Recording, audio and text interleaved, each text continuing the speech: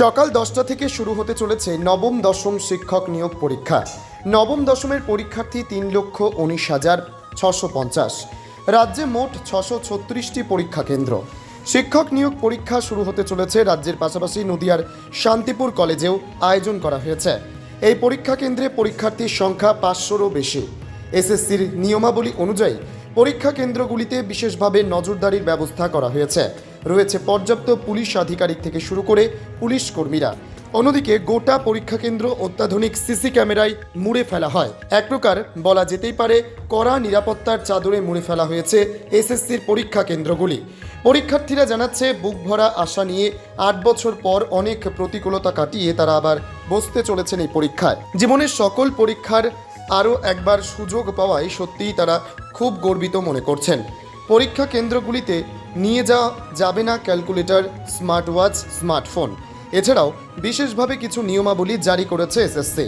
প্রায় শুরু হতে চলেছে পরীক্ষা কেন্দ্রের বাইরে লম্বা লাইন পড়েছে পরীক্ষার্থীদের। বিশেষ চেকিংয়ের মধ্য দিয়ে একে একে প্রবেশ করছে পরীক্ষার্থীরা।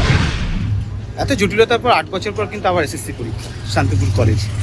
আজকে কতটা আশাবাদী? আশা নিয়েই তো এসছি পরীক্ষা দিতে, যাতে আমরা সঠিকভাবে নিয়োগটা পাবো।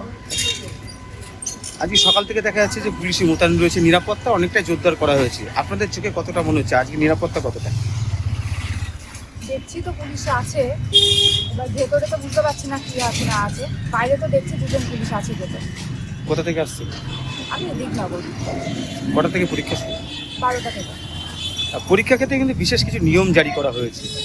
যে নিয়মগুলি এই নতুন, অন্তত 8 বছর যে পরীক্ষা হচ্ছে প্রায় অনেকটা নতুন পরিবর্তন হয়েছে। কতটা আশা নিয়ে আজকে পরীক্ষার কেন্দ্রে যাবেন? অবশ্যই আমি প্রথম এই এসএসসি পরীক্ষাতে বসছি, মানে এই প্রথমবার আমি সুযোগ পেয়েছি বসার, এবং আমি অনেকটা আশা নিয়ে এসেছি যাতে আমি মানে ভালোভাবে পরীক্ষাটা দিতে পারবো এবং স্বচ্ছভাবে নিয়োগটা হবে। যেমন আমাদের নিয়ম আছে যে মানে সব জায়গায় ট্রান্সপারেন্সির একটা ব্যাপার রয়েছে, মানে ট্রান্সপারেন্ট পেন, ট্রান্সপারেন্ট সব কিছু। আমি চাই যেন ওই নিয়োগটা ট্রান্সপারেন্টভাবে হয়, সব কিছুতে যেন ট্রান্সপারেন্সিটা বজায় থাকে। আপনার নাম? পলি মণ্ডল। Bureau report, জজবাত 24 Bangla.